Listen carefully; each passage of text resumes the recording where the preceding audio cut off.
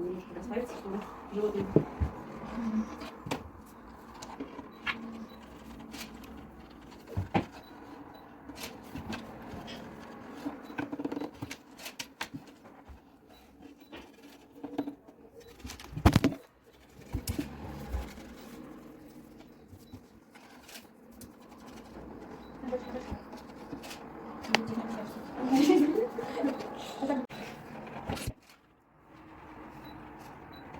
Так, нет, для того, чтобы сказать, что надо свет.